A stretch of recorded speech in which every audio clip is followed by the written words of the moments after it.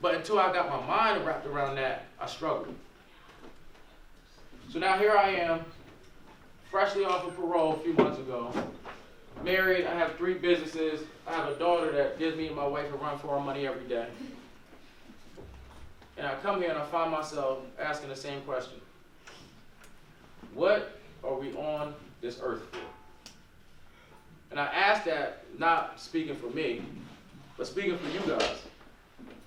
Because I'll never forget when I was young, and I'll leave you guys with this story, but I'll never forget when I was young, I used to always have the gift of making people smile and making people laugh.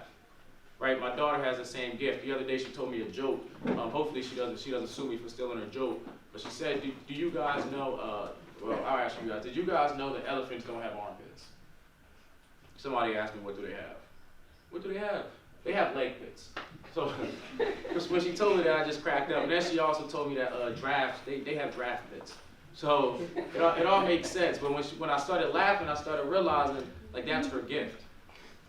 And the story that I love telling the story because, again, I don't want us to overthink this thing.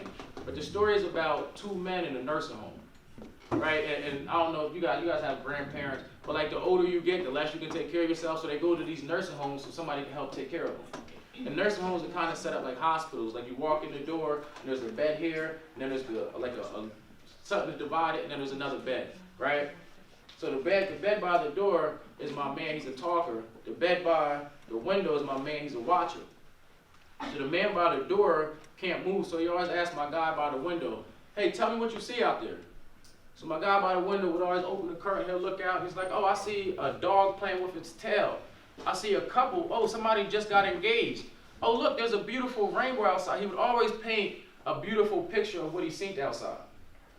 And one day, my guy by the window died. And that's not the point of the story, right, because we all have a date. But after my man died, my guy by the door said to the nurse, he said, hey, nurse, can you move me over by that window? And the nurse was like, come on, what, huh? Like, that's not even in my job. Move me by the window. He's like, yeah, can you please move me by the window? Because I want to look out and see what my friend was seeing. So the nurse obliged him. She ended up moving him over by the window. And as soon as she moved him, my man opened the curtain, and all he seen was a big brick wall. Like a red brick wall with nothing behind it, nothing to the side, nothing under it, over it, just a red wall. So he calls the nurse, and he says, hey, nurse, I need you to get somebody to move that wall. And the nurse said, this is the second time you asked me to do something outside of my pay. I'm not getting nobody to move that wall. And my man said, please, because I want to see what my friend was seeing. I need somebody to move this wall. And the nurse looked at him in his face and said, are you serious? And he said, I'm dead serious. And the nurse said, you didn't know. He said, I didn't know what? She said, you seriously, you didn't know. You was in the room with this man all them years and you didn't know. And he finally got annoyed and said, no, I didn't know. I didn't know what? What didn't I know?